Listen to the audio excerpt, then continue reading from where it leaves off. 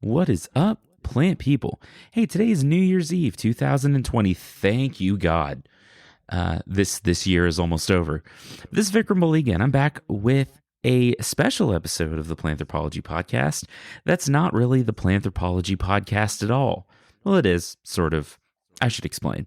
So, a couple of days ago, we got to do a really cool live stream with a whole bunch of really cool, really smart podcasters from all over the world, as far as Australia. We had folks in Israel. We had folks in the UK, some people all over the US and Canada and all kinds of places. And it was super cool.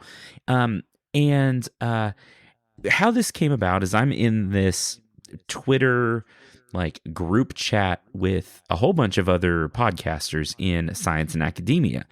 And we got the idea of, well, hey, wouldn't it be cool to do some sort of a live, it was originally supposed to be a Christmas event, actually, talking about the year and everything that was going on and what we'd learned and what we do on our shows and all of that. But it was just hard to coordinate before Christmas, so we decided, why not do it as a New Year's event? So we did this 2 days ago on Tuesday, and it was so much fun, y'all. And there were, I think, 12 shows represented, including mine, 12 different podcasts. And if you don't know anything about podcasters, we are kind of all over the place. We tend to be creatives, and as a result of that, we tend to be very, I don't want to say scatterbrained, but like we do lots of things. We're busy folks. And on top of that, a lot of folks in our little group are scientists or educators or documentarians or just data analysts and all kinds of stuff. So we're very busy, and it's very hard to coordinate something like this. But the producer of the What Are You Going to Do With That podcast, Ido Rosenzweig, somehow managed to pull all of this together. And he emceed or kind of ran and moderated this event and did just such a wonderful job of keeping us all on task and keeping everything straight. And it was just, it was so much fun. I can't tell you how much fun it was. And we talked about this a little bit during the conversation and during the live stream, but most of us have never met each other or like seen each other. We interact through Twitter, so we see each other's avatars or we like each other's posts or like logos or whatever. But we'd never really gotten to spend face-to-face, even virtual face-to-face time with each other. So it was just so cool getting to actually meet everyone and chat with everyone. And you could not ask for a more fun, more wonderful group of people. And I've said this before, but just this community I found through podcasting is fantastic. So I thought it'd be cool. Ido shared the video and the files with all of us. So I thought it'd be cool to drop the audio in as a special episode, just so you can hear from all the different folks that we talked with and that were on this live stream. And maybe you'll find your next favorite podcast. Keep listening to this one, but you can add some of these others too as well. So I'm going to go through the list real quick of everyone that was involved. I'm going to do a couple more things. This is a long episode, so I don't really feel too bad about talking for a little bit longer at the beginning of this one. But the different podcasts that were represented on this live stream were the Root of the Science podcast with Ann Chiza, Anne with an E, the Earth Ideas podcast, Curiosity Cake, Papa PhD, the Mad Scientist podcast, Breaking Math, the Nagging Naturalist, That's What I Call Science, my show, mAcademia, The Wildlife, and What to Do with That, or What Are You Going to Do with That? So quite the lineup. Really cool folks. So I'll have links to everyone's Twitter accounts. And if I can find everyone's show links, I'll put that in the show notes as well. So please go follow all of these people. Listen to all these shows. They're really wonderful, and you are going to learn so much by following along and listening to these folks. And I know that you'll enjoy them as much as I do, because I really do. A couple other things. If you don't mind heading over to podchaser.com, or if you are an Apple user, head over to Apple Podcasts and drop a rating and review for Planthropology. 5 stars, if you don't mind. But I do want to hear from you, and I want to know what you think. Because 2021 is going to be a big year. I've got a lot of stuff coming up. But I want to make sure I'm doing what you like to listen to, and that I'm getting out the kind of content that you enjoy. So we've got lots of cool interviews lined up. I'm doing a new monthly series about plants in world traditions, where we'll take a different part of the world every month and have an episode about how plants factored into life and still factor into life in that part of the world. I'm sure there'll be plenty of bonus content and other fun stuff that comes up along the way, hoping to do some live streams and some other stuff. But I would love to hear from you. So hit me up on Podchaser or on Apple Podcasts, and please drop me a rating and review. Also, if you haven't followed Planthropology on social media, we are on Twitter, Instagram, Facebook as Planthropology or some form of that.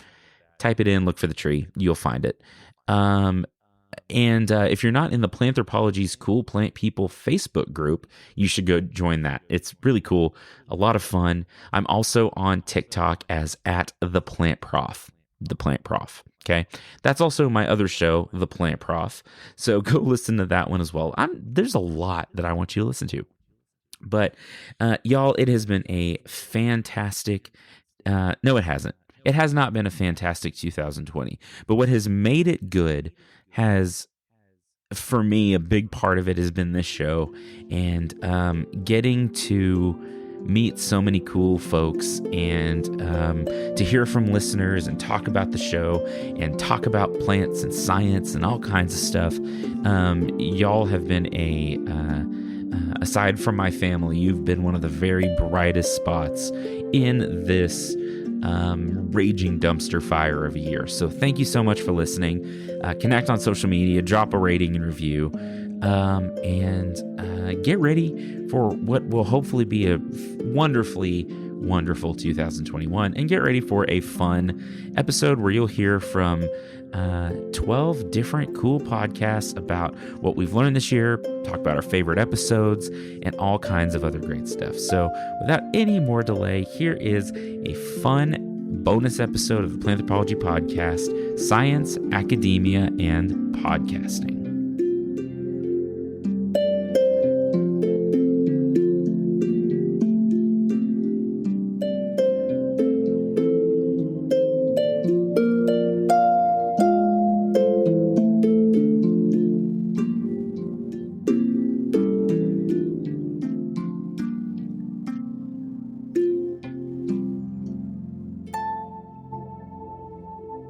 Just so you know, we are live now.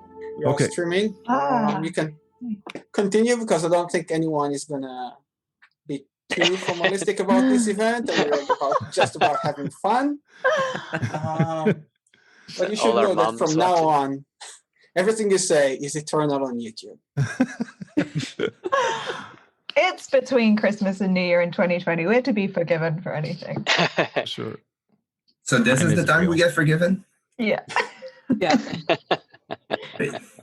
Need to be forgiven after New Year's. All right. I mean, oh, yeah, it looks like it's working, maybe. Yeah. Okay. Yeah. So I think we're good to start. Do we have to just turn it over a bit? Yeah, let me do that. Okay. Yeah, we'll just tilt it. Okay, perfect. Sophia and Gabriel, while you change your name, can you also include your podcast name within the name? Oh, yes, we're working on. Yeah, Greggy Math. No, just include it in the name. Oh, very good. How do we do that? Sorry. Oh, I changed the rename and I see now. Okay. Rename Breaking Math. Podcast. Cool. Okay, so let's do it properly. Hi everybody. Welcome to our special event for the end of 2020. We've gathered here with great podcasting crew, 12 podcasting and even more podcasters than podcasting. for podcasts, and we're here to celebrate the end of 2020 from academia, from science, and from podcasting point of view. Our goal here is to have fun. Our purpose is to talk about podcasting, to talk about academic podcasting, and to talk about a little bit about science, a little about academia, and basically just have fun because, well, this is what we do on Twitter a lot. And it's about time that the outside world will see what these semi-sane podcasters are doing almost on a daily basis when they are talking among themselves about podcasting and about academia and about how to do everything we can to promote an interesting content for you guys. So I'm Ido Rosenzweig. I'm the producer of the podcast. What Are You Going to Do With That? And that's probably going to be the last time I'm going to mention my own podcast because I'm the producer and we actually have our host as part of the team here, the ensemble here. And Danny is more capable than I am to talk about what she does on our podcast. And this is what we all going to do here. We're going to talk about what we are doing and what our podcasts are all about.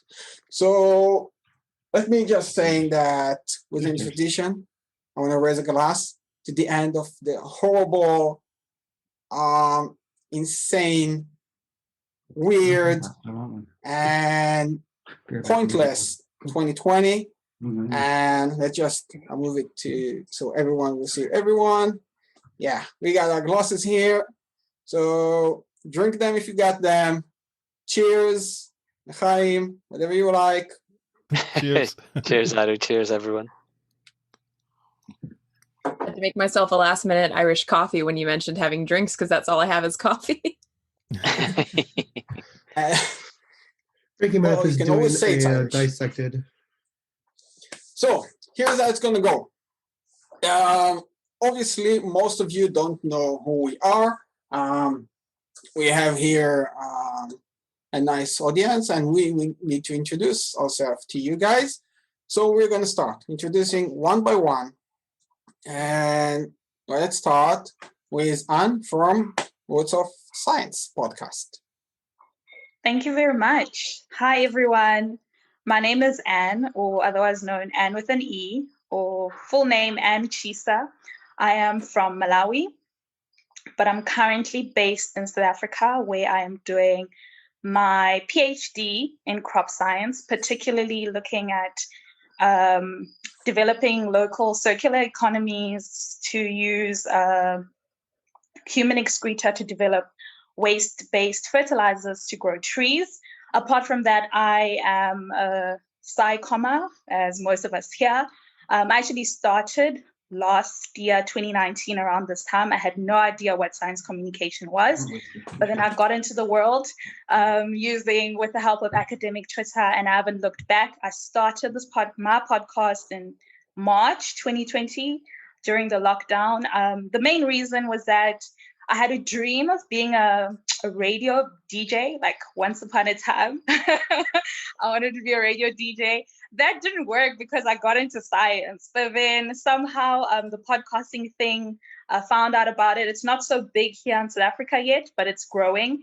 And this is how I'm living my dream, talking to Africans in STEM, across the world, having really nice chats about what they do, and also just getting to know the human element of it. And it's literally one of the best things that has happened to me this year. And I'm so excited to be part of this community and to just get to know the faces behind all of these amazing podcasts, the people who inspire me. So yeah, that's it about me. Thank you. Perfect. Now let's continue with Laura from Earth Ideas. Hi, I'm Laura from Earth Ideas. I think possibly a bit unique in this group in that I'm not actually a scientist. I am a documentary filmmaker, and I worked in environmental research and environmental films mostly, but a product of lockdown for me was also just being like so frustrated not being able to film anything. So I decided that I would just, the people that I would usually interview and get to talk to, I just film conversations with them and put them out anyway from my bedroom. So that's how that started. And yeah, equally same as Anne, like probably one of the best things that came out of this year. Like, you know, when a door closes, a window opens and all that kind of stuff. Like, yeah, I'm loving doing this. I'm loving how much there is to learn, how much there is going on in academia, how much is being found out, and excited to sort of talk about it and share it with people in a whole new way, in a way that's completely new to me. So and getting to meet this group was possibly one of the best things about it as well, because everyone's just so into it and excited and knowledgeable. So yeah, excited to be part of this. Meredith. Hey everyone, how you going? I'm Meredith. I'm actually one of 10 women that run this podcast called That's What I Call Science. So it's we're based in Tasmania, Australia. And yeah, we are all working, researching and studying, I guess, for a lot of us in any of the STEM fields. So we wanted to make a podcast that captured all of the arms of STEM, all of the branches of STEM. So we've got a collective of our own, I guess, and this is sort of it's a great group to be part of, the international type of collective of podcasters. But I cover mostly the technology and space science arms of STEM, and we interview any expert guests that come along in terms of our own areas of expertise. So we are a women in STEM. We do push the women in STEM type of. We're trying to push the agenda as much as possible without actually being too exclusive as well. That's important to us as well. We didn't actually start this year. We've been going for over a year now, and we actually have a radio show. We're a weekly podcast and radio show together. And so we just went national as of April this year, and that's how I sort of found everyone here, which is really good. So yeah, that's us. Perfect. Before we continue with David, I want all of you to say a big hi to Professor One. Hi, One. Hey, Professor One, how you doing? Hey. And we continue with David. Hi, everyone. So my name is David Mendes. I am the producer and host of the Papa PhD podcast, where I try to not solve a question, but kind of bring light on a question that was difficult for me when I finished my PhD. I have a PhD in cell biology. I studied regeneration of olfactory neurons. And after that, I did different things. And finding what to do was kind of not very straightforward, let's say. I did some distance tutoring. I'm in Montreal. I did some distance tutoring. Then I found a job as a medical writer, which I did for 5 years. And then, because I've always loved languages, an opportunity arose to do translation, and I've been doing translation in the biomedical domain now for a while, and less of medical writing, but taking part in career panels now and then here at McGill University.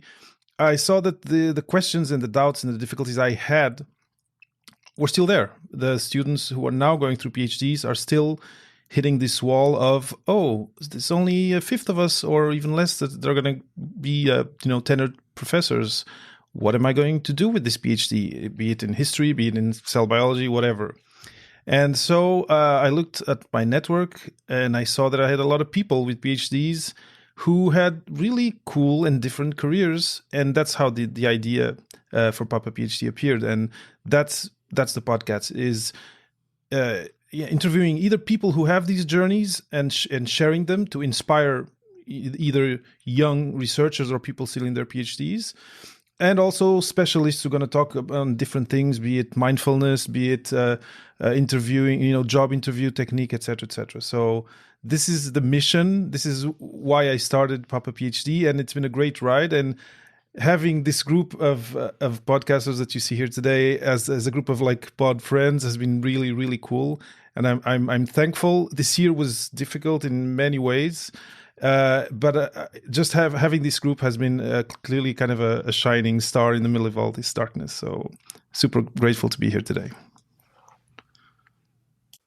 Perfect. I have no idea what the green light was, but that was amazing. Chris. Yeah, so I'm Chris Cogswell from the Mad Scientist podcast. My show has been going on since 2016, since May. Got started actually by doing science research for another show called Astonishing Legends. I was kind of their science guy for a little bit, and then decided to do my own show and was able to start it with their help and the help of a lot of other great podcasters. So I really like now as a podcaster to try to help other people get their show started and support where I can. Our show deals with the history and philosophy of science and pseudoscience. So my professional background is in chemical engineering and actually now in engineering consulting. But before this, when I was an undergraduate, I did a dual degree in chemical engineering and philosophy. And towards the end of my time, my philosophy research and interest really stuck with what are the reasons people believe non-scientific things, or why is it that people distrust science and experts and scientists? And never thought my podcast or interest would be any more relevant than like talking about the X-Files with people until this year. And now it's super relevant. So I guess go me. Maybe I should really try to stay away from learning about meteors or something, because then that'll happen to us in a couple of years. My show is co-hosted actually, so I'm one of the hosts. My other co-host is Marie Mayhew, good friend of mine who I also met doing Astonishing Legends research, and yeah, show comes out weekly. We're on a little bit of a break right now until after the new year, but we got some great interviews and episodes coming out, so check it out. Perfect. Now we have Sophia and Gabriel. Hello, I'm Sophia. And I'm Gabriel. And you're listening to Breaking Math Intro. We're from Albuquerque, New Mexico, and I have a bachelor's degree in computer science. I have a master's in electrical engineering, also a bachelor's in teaching with an emphasis on science. Yeah, and Breaking Math has been around since early 2017. We planned it late 2016. I was his tutor, and then we just decided one day, it was like, hey, let's do a podcast. Yeah. With the tutoring, there are so many concepts in mathematics and physics that were so utterly mind-blowing that I literally thought, it's a shame that more people can't be part of this conversation. And that essentially evolved into a podcast. And our original theme was to go through, or my original idea was to go through a book called A Quantum Story, A History in 40 Moments by Jim Baggett. And it evolved more into a math podcast. Yes.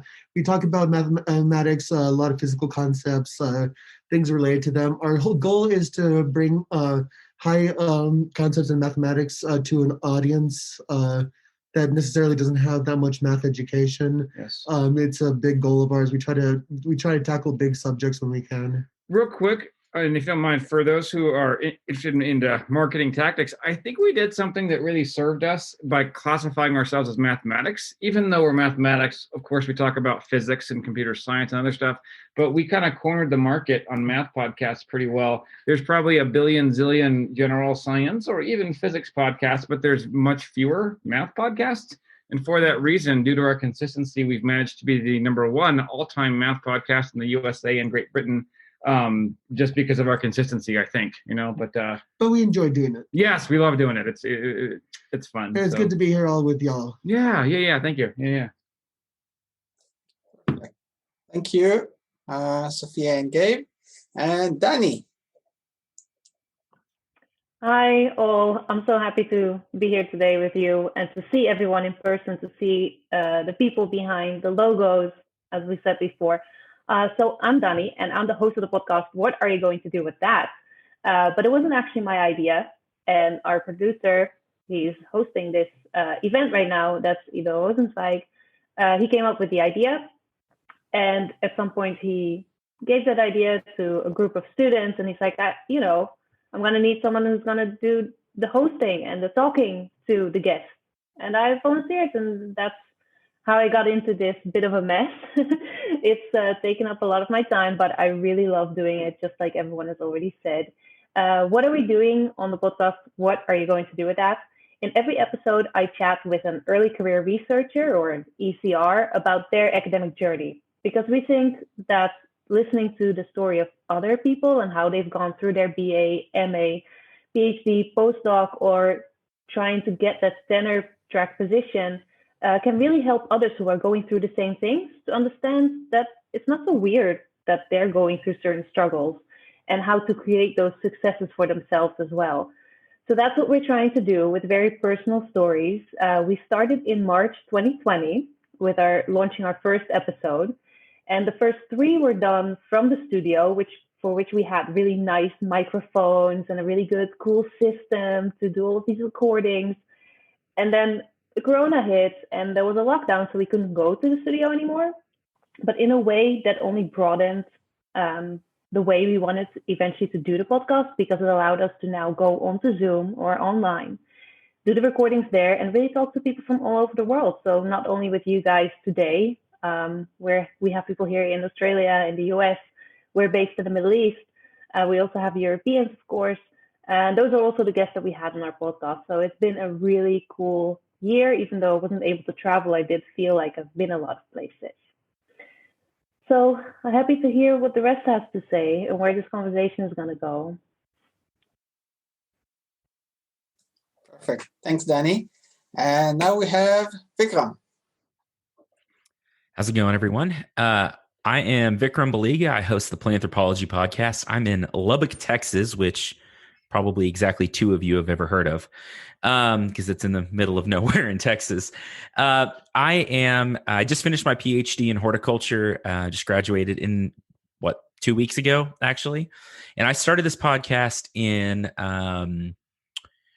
October of 2019, because I was writing and I didn't want to. And I was like, you know what I should do? I should start another project. And a podcast sounded fun. I'd had a conversation with a good friend who's a fellow plant nerd about something nerdy. And I was like, oh, people would love to listen to this. And they don't, but and I was like, I'll start a podcast. And it just kind of stuck in my head. And so when I was running data one day, I was like, it would be more fun than this. And so I'm about 1.5 years in. I interview different scientists in the natural sciences, everyone from plant scientists to agriculturists to climatologists and other folks in the field, just more about themselves than about the subject matter. I want to know 15, 20 years down the road after they've gone through school, why do they still care? Why are they still interested? Because that's, in my opinion, part of the story we don't tell our students is, we give you all the information, we give you all the data you need to graduate and all that, but we don't necessarily fill you in on now what? Where do you go from here? What's the rest of your life going to look like? And I know for me, getting out of school, that was a very challenging time in my life, trying to figure out what to do with my degree. So talk about plants. I tell dad jokes. It's fun. It's laid back. And that's about it. Perfect. Now we have Lee from Curiosity Cake.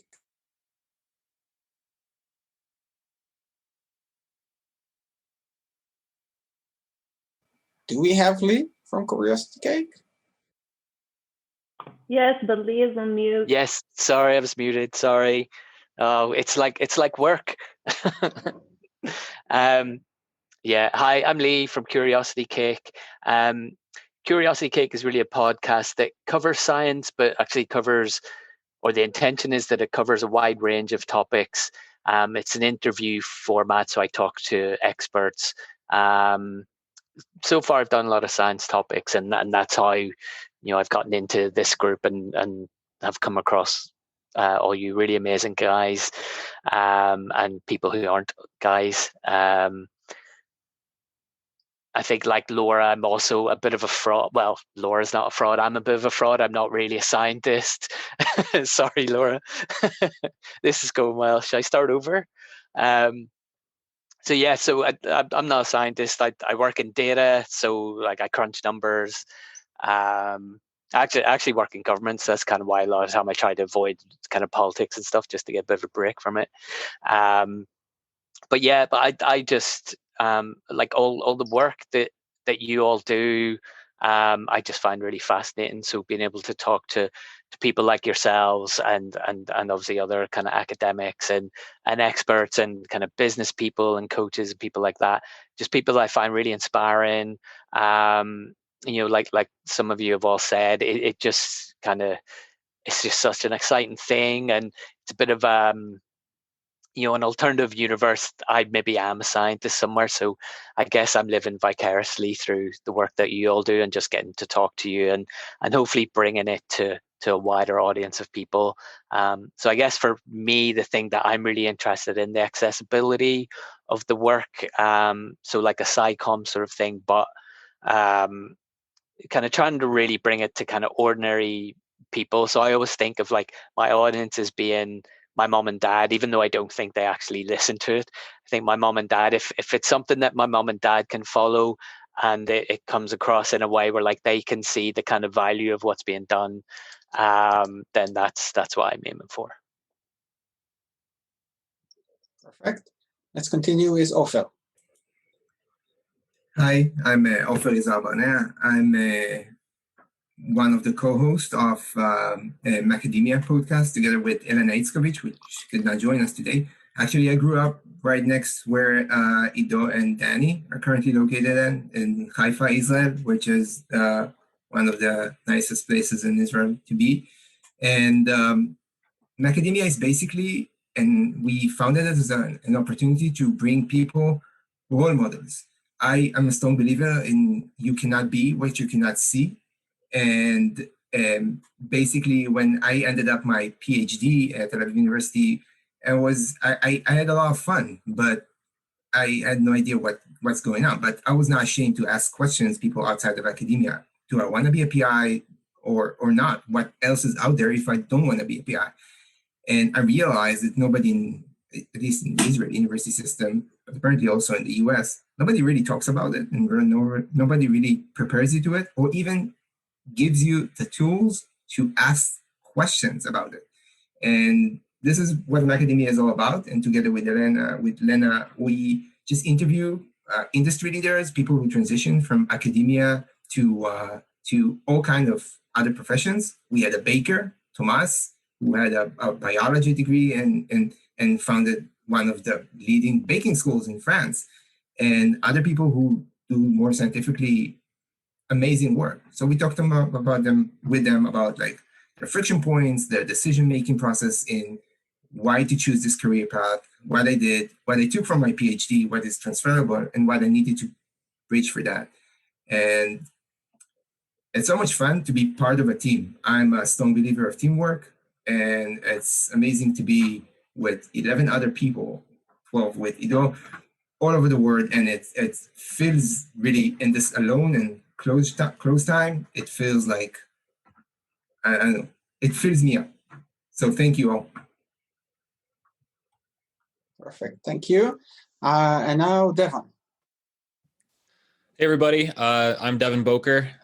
Using a brand new setup, by the way. I got the PodTrack P4 for Christmas, and I'm like super ecstatic about the whole thing. Anyway, more than anything, I'm just a geek, I guess you could say. I wouldn't call myself a scientist. I have a bachelor's in wildlife biology.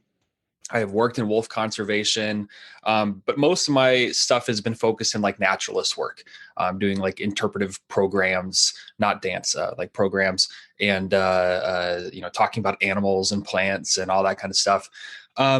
Currently, I'm a high school science teacher, physics, biology, and geometry, which is not science, but based on breaking math, you could incorporate a little bit. Let's see, we started in 2017, and honestly by accident. It was initially, I was trying to do a video talking to Dr. Tim Caro at UC Davis about zebra stripes, and the video didn't work, but the audio did. And I was like, okay, well, I need to do something with this. So I put it together. It ended up being a podcast, and then decided, you know what, this is actually kind of fun. Let's go with it.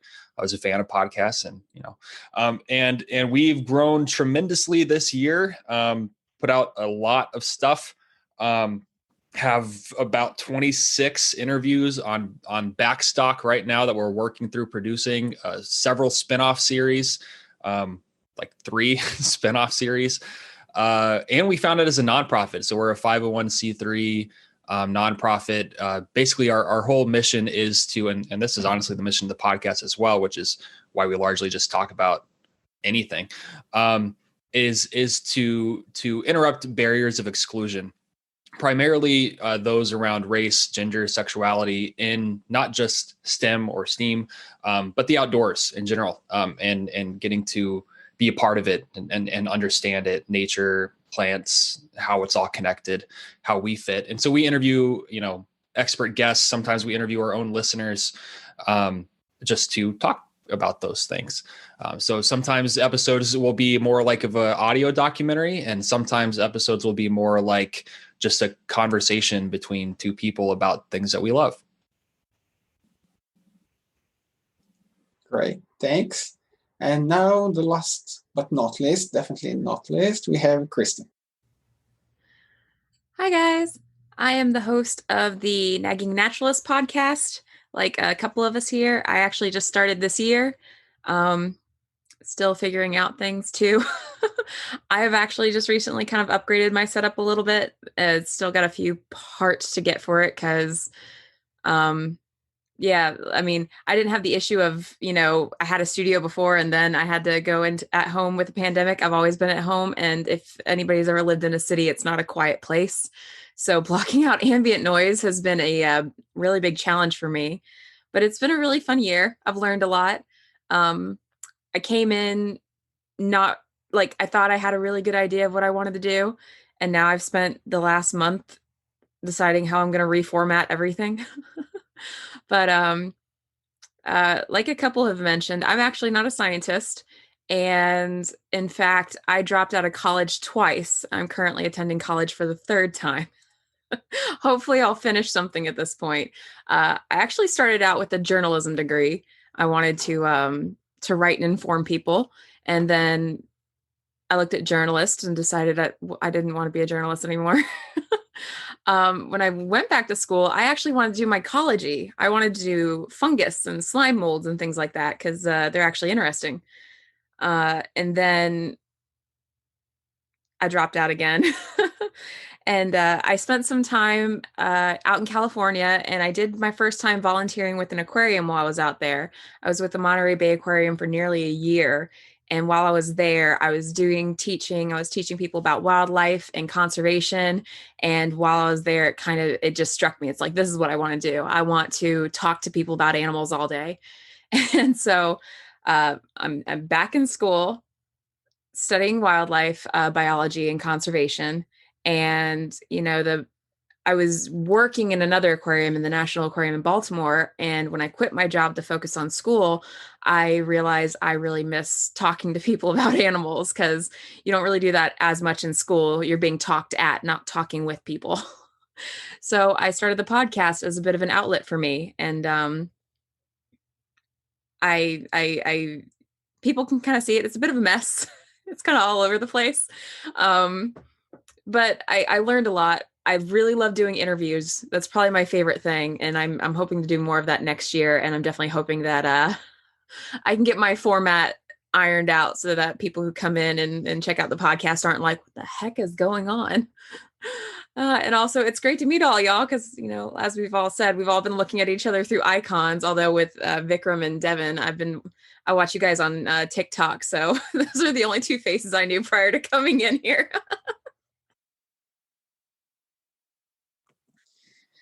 All right, I think that's a good way to start. So now that we know each other and you all know who is behind which logo, if you follow us either on Twitter or other places on social media, let's do some digging. Let's do some digging and talk about podcasting. And I think an interesting place to start would be that special year that we've been having, because a lot of us have started the podcasting last year, but not all of us. And I want to start with one of the, let's call him senior ones of podcasting. And I think, Chris, you're the senior one here.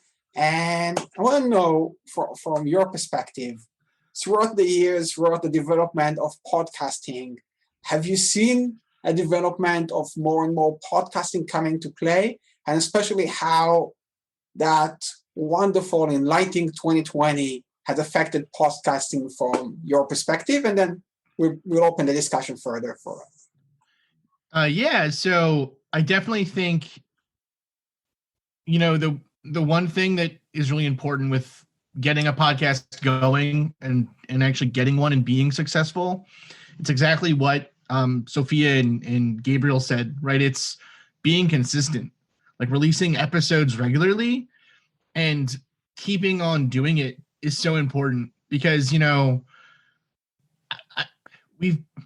I at least have probably met hundreds of different science podcasts over the years that start and then last for like 2 months, 3 months, and then they stop and they never continue. And, it's sort of an interesting thing that during COVID, especially with this year, a lot of people I know have suddenly gotten interested in starting a podcast, which I think is great. And it's a lot of fun and it's a great hobby to do. But what's been interesting, I think, is if you're in like the major podcasting Facebook groups, like how to start a podcast or whatever, those sorts of things, or even just getting questions from listeners, the first kind of 2 questions I guess people ask is, well, how much money do you make? Which the answer to that is $0. And then the other question, or it's like minimal amount of money considering all the time and energy you spend, right? I mean, and then the next question is really, well, how do you get listeners? And kind of the answer to that second one is just you keep doing it, and eventually through force of will, the universe will start listening. Like you just keep shouting, and then eventually, I don't know, the world is like, okay, fine. I guess this show's been around for 10 years. Like, it's really kind of fake it till you make it in some way, which is really funny. And yeah, so I mean, I guess from my perspective, the big thing is if you're watching this and wanting to start a podcast, be interested enough in the subject that you will keep doing it, but also be flexible enough that you're not just doing something super specific. You might really love Moby Dick, but probably doing a Moby Dick podcast is a bad idea. Yeah. And I didn't like Moby Dick. I have to say I haven't read Moby Dick yet. Actually, I have it on my desk here. It's like, okay, so actually, let me rephrase. The parts of Moby Dick where he's not just writing a textbook about whales is good. But then suddenly it's like, hey, you ever wondered about crustaceans? Me too. Let's talk about crustaceans for 7 chapters. And it's like, what? Ahab's leg got, like, what's happening? What is happening in this book? Confusing. Okay. I want to hear, on the other hand, from some of the more recent, fresh podcasters. Sophia and Gabe are raising their hands. Yes. So let's hear from you guys. We just wanted to also make the point that this year, 2020, has for us been an extremely challenging experience because the virus. I was living in a really terrible apartment and all this stuff. So I think honestly, it's good to acknowledge that during a year where we had a pandemic for the first time in a century, that it's all right to like maybe not have your best output. And we almost had the worst output that we could have all the years that we did it, except for at the end of the year, we managed to rally together and get that done. Yeah. So to, in short, to reiterate, we kind of threw everything out the window. I'd say, would you say from March until probably September, we put out what, like 3 episodes or something like that? Yeah, maybe 3 episodes. And that's okay, guys. Sometimes failures happen, but guess what? We're back. And in December, we put out 3 episodes in December by itself. So just wanted to say failure is part of it. And, like not being consistent, that's part of it as well. But we're back, and we still passed 1 million listens this year. So, that's that. it's a real part of the journey. Is failure and seasons where you're not productive. But we're back and we're still at it, and we're very happy. But yeah, like Chris Cogswell said, it is important, obviously, we have seen the most growth in our podcast when we do consistency. And I've noticed that after like a couple of months of doing consistent podcasts is when we really start seeing numbers go up. Correct. Yep. Yeah, but burnout is the difficulties there. Burnout is so inevitable, though. The first 2 seasons of our show, we did it. Well, for the first season of my show, I was a single host, and that was rough. And then I got a co-host, and even that was like, okay, you do a whole year of episodes every week, you need a break, right? That we take a kind of consistent break during this time period. But I found, especially in this year too, like, yeah, things suck right now. And just telling listeners like, hey, we're really sad, so we're going to do a coronavirus sadness episode. Our listeners have really responded well to that. Even just hearing you, even if it's only for like 10 minutes, saying like, sorry, things suck. I'm in a cocoon of sadness. Cocoon of sadness is a quite interesting metaphor. Let's continue with Kristen. Yeah, so I definitely asked myself, like in the beginning, like how do you grow a podcast? Like water it, put it out in some nice sunlight. Like, what are we doing here? I have found, and this is just my personal experience, obviously everybody's different because it depends, obviously it'll depend on your target audience, where you're producing it from, blah, blah, blah. But once I started doing the interviews and I started bringing on more people and I started cultivating a bit more of a community, I definitely saw a lot of growth in my podcast. My listenership doubled, and it's still, even now after taking a month-long break from my podcast, like I still maintain like roughly the same listenership, which really surprised me. But even just things, I need to tap into this resource as well. But a lot of other podcasts also have built a community, and I know that why am I blanking on it? Petri Dish. Thank you.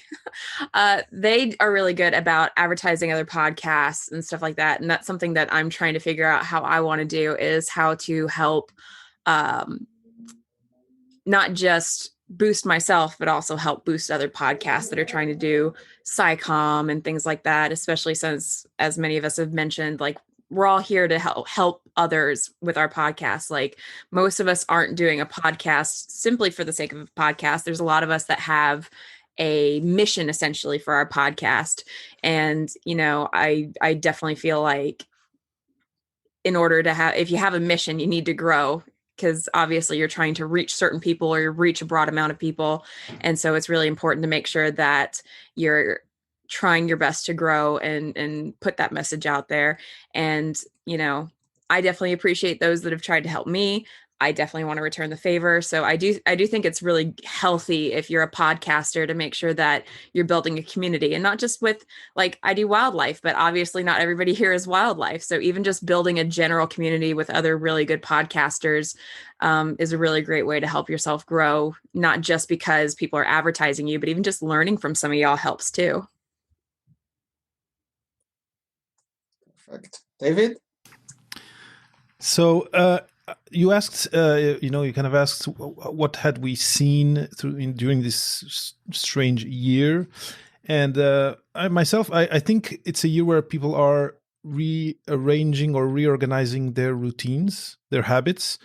And this can go 2 ways. They can, as a podcaster, they can say, hey, I like this podcast. It's always there every week, or, it's consistent, like people have said. I will include this into my routine. Or if, it's irregular, etc., they can say, well, it's not going into my routine this year. And I felt that at the beginning, when the pandemic hit and there were the first lockdowns, I felt a slump in the numbers, and then a slow rise, and I had really good numbers by the end of the summer. But then on my side, I have 2 boys, 6 and 10, and I had to step up my game in taking care of them because my partner needed more time to work. And then I took, at the end of the summer, a month and a half, 2 months where I didn't publish episodes. There was actually a special with Danny that was in the middle there. But I did see that the numbers didn't fall in the first month, and then eventually they did. And I had been told, like I had heard somewhere this I don't know if you know Todd Cochran. He's an old podcaster. He's in a podcasting host company, but he said the first 2 years try not to take breaks, and because people get it's the time that it takes for you to be part of the person's routine. And I think it was if you take this year kind of a test tube of people's behavior, I really felt it. This kind of roller coaster of, okay, there's a shock in society, and then people like stopped listening for a while or listened a little bit less. Then the new normal got installed, and then people started picking up their habits again. And then when I changed, I again saw the difference in the numbers of downloads. So as a new podcaster, I think it has been said already here that consistency is really important, even if it's to talk about your cocoon of sadness, which I loved. I think it's something that if you can, keep that contact with the person who's been listening, and kind of as a showing some gratitude for their faithfulness to your show, to put that effort to still at least do something, say hi, give an update on how you're doing. I think it's a great piece of advice. But yeah, so now I think I've in season 2 I've changed things, and actually Kristen was talking about changing things. Changing things is fine as long as it's not every week. But every season, every 6 months, even changing logos, it could be a good thing. So yeah, I think we need to be conscious of this thing of community, yes, but also thinking of the individual listener, and that they're integrating you or your podcast into their day-to-day, and it takes you need to be. It's kind of comforting to someone to have something that they can depend on, and that's where consistency comes in, I think. You are muted, Ido. So it's my turn to hit that bingo part. So I think the cocoon of sadness is going to stay with us for quite a long time, Chris. Thank you for that. Danny.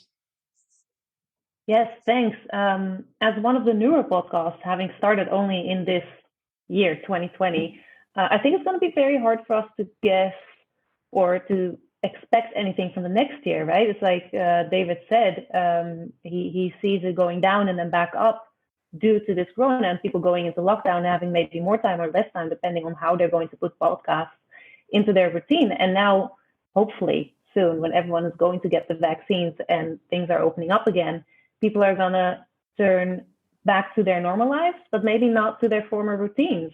So we're going to have to try and think a little bit about how we want to hold on to that audience that we had in lockdown and go with them, maybe on their commute to work and to the office again.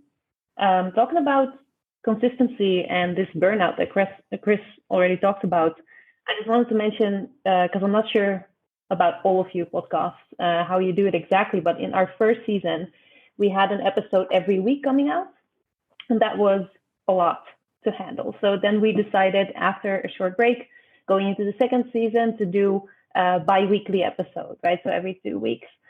And that went pretty well, and it was still a lot of fun. And I'm not sure about the numbers, either. Like I said, he's a producer, he knows about the numbers and these things. But we also started doing a YouTube channel in addition to the podcast. So there we also posted videos that related to topics we had talked about with our guests on the podcast. And that has taken more time because shooting videos for me is more work than doing the podcast and only the audio recording. But it's also been a lot of fun because then I actually get to do something with what I did in those podcast episodes, and maybe in another way reach people who are more interested also in the visual part and not only in listening and the podcast. I believe now we have Devon. Yeah. So 2020, I think, no one even needs to even hear anything. 2020 has just been crazy and weird. And I'll be honest, in terms of podcasting, I'm taking the entire year with a grain of salt and just considering it a blip of parallel universe type action that might not play into 2021 or 2022 or any farther than that, because people's routines and things have changed so much this year with listening and what they're doing with their free time and commutes and being around the house. All that stuff is different this year compared to any other year. So we've seen a lot of growth and things like that this year, but I'm kind of like looking at it as that's 2020 and that doesn't count. Just cause I guess it helps with my expectations. But I'd say big thing that we learned this year, more than anything, and this sounds really contra to what a lot of people say about podcasting. Of course, consistency and things like that is really important. We are not the most, and I say we because my brother co-hosts a show with me. We are probably not the most consistent show. Sometimes we have hour-long episodes weekly, and then we have like 5-minute episodes, and then 20-minute episodes, and then a 2-hour episode, and then a 4-parter out of nowhere, and then we take a break for a month. More than anything, what I've learned in terms of our growth and our listenership and the building of our community is when we stopped thinking about those things in terms of wanting more and wanting to get more listeners or more followers or any of that stuff. Stopped thinking about meeting deadlines, all those pieces that can be really stressful. They're just additional things to worry about, and focused on why we were doing it in the first place. Of course, there's a mission, but it's also because we just genuinely love it. It's good time for my brother and I. It's educational. We like doing the interviews, and we started to focus on the parts of it that just made us happy and that we enjoyed in the first place, and let ourselves be freer with it. We've actually seen way more growth and way more communities stemming from just that than constantly trying to focus on all the minutia that just adds to a mountain of stress on your shoulders. So it's kind of like the just gratitude for what you got and appreciating the listens that you do get, instead of focusing on I only had 100 on this episode. What's up with that? Enjoying it for what it is and enjoying what you're doing in the first place. Right. That's a good spirit to have during these weird times. How about N with an E? Yeah, thank you. So I also just wanted to talk about podcasting this year, but also on a little bit of a different spin, because I think I'm the only African here. So just to give some context, podcasting, I think, only became big-ish this year in South Africa, South Africa. Most people were really hyping about YouTube and making YouTube channels. So when I first started this, everybody was like, "What the heck is a podcast? How do we list it and whatnot?"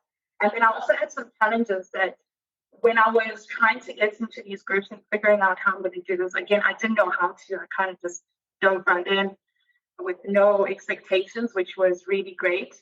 But then I found out that some of the platforms that most people use to listen, so such as your Spotify, for example, where people get to listen, I found out that in some of the African countries, people are unable to have access to Spotify. So that was like a little bit of a challenge on my part. So then initially I was putting out my Spotify or my Apple podcast, and not a lot of people have Apple phones as well. So that's also another challenge. So thankfully, because of the host that I use, I just realized I need to be putting out the generic podcasting link, and then people can choose how to go from there. So I've learned that, my market, I try, because the whole aim of my podcast is to reach Africans the same, because I want to create visible role models. I think that it's very hard for you to see something that to want something that you do not see. So that's also another element of mine. So in learning all of these things, and also for other people who might want to reach audiences in Africa, I think these are something that you guys can be cognizant of in terms of reaching newer markets. And after I learned to do that, that's when I realized that like my audience grew. And I have to be really appreciative with the fact that I have some really great audiences in the US and in Europe, which is really, really humbling because I'm like, how the hell is that possible? I'm in South Africa. What? So it's really, really exciting that these things happen. And also, I think somebody also mentioned earlier about creating sort of a niche market for yourself. So I pride myself with being the first in many spaces or the only one of my kind in terms of doing what I'm doing. I think there's a lot of podcasts where people talk to different scientists, but it's very limited in terms of Africans and STEM specifically. So it's been a really learning experience on my part, and also just getting people's work out there was really, really great for this year. So yeah, thanks. Perfect. That's actually a very good input. I think Meredith had something to say about that question as well. Yeah, definitely. So we sort of a full circle again. Our podcast is not new this year either. So we've been around since 2019. I believe it was. I came in after the beginning of the podcast, but we had a fairly steady audience. Like I mentioned, we had a radio show. I agree with a lot of what I've been hearing, though. The weekly slog is huge. But then correspondingly, we expanded our team. So we have designated roles of myself and someone else does the production, and we have people doing social media, and we have co-hosts that do secondary jobs within the podcast as well. Again, it is for $0, as we all know, but it is jobs within jobs to make the podcast happen and the radio show happen on a weekly basis. So we have an obligation to go weekly, so we need to keep that up. It's not a choice for us. So we have to work within that, but on top of that, I mean, we all have our own expertise areas. So the podcast is one sort of a center of a microcosm, I guess. We all do our own psychom outside of that, our own performance work, that sort of thing, that sort of feeds the podcast. So, for example, I being an IT, I've got to go where my people are. So to find the audience, you've got to go where they are. And to do that means I've had to expand onto YouTube, means I've had to expand onto Twitch. So doing a lot of science communication outreach and videos on Twitch, which is, for anyone else, it's the gaming platform, of the YouTube of the gaming world as such, and TikTok and all those different places where people don't tend to put their fingers in all those pies.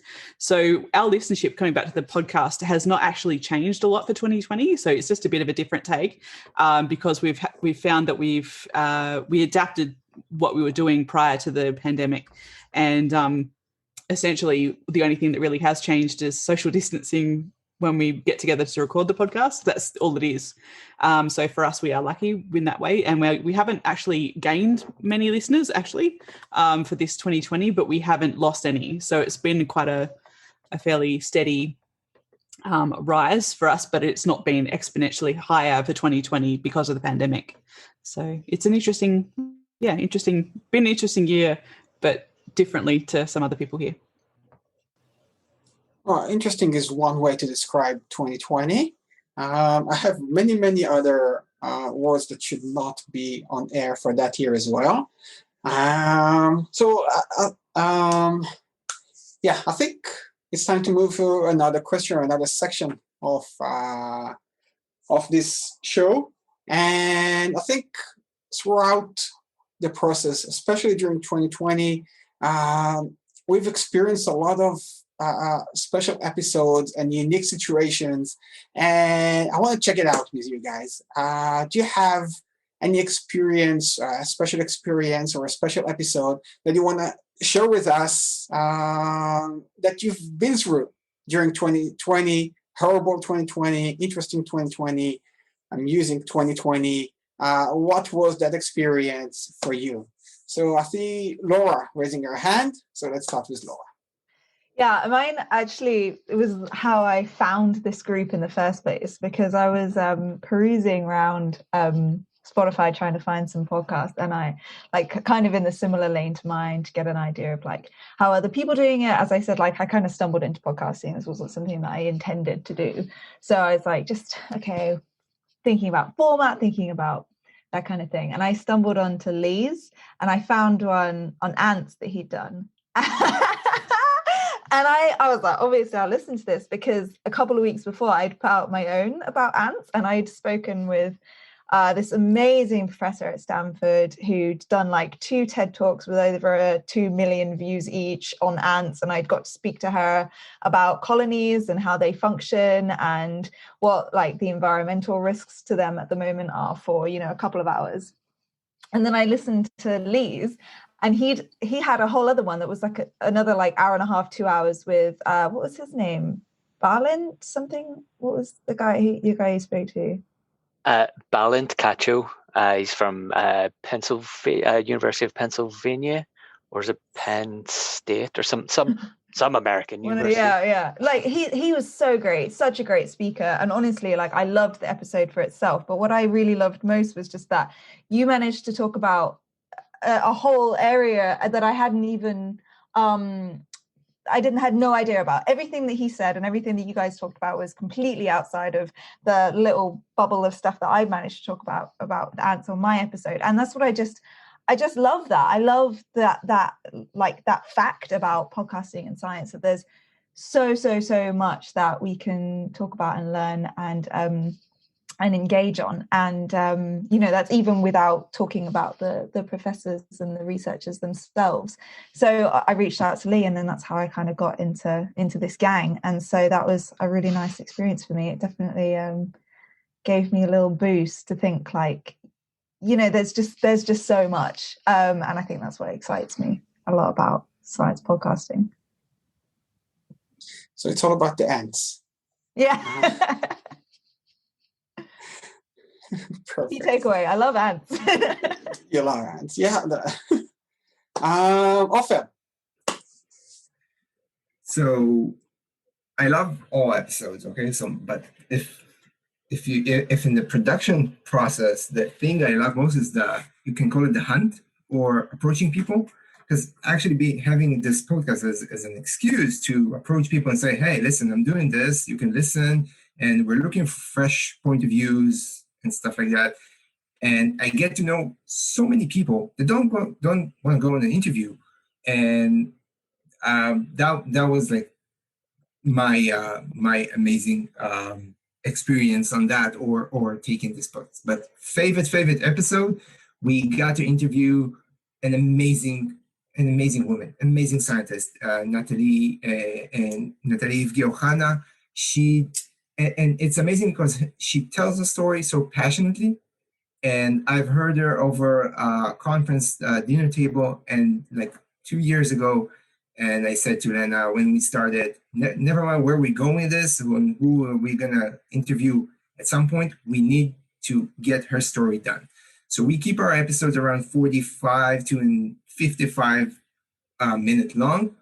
We couldn't stop 2 hours and 30 minutes in to the interview with her. We couldn't stop.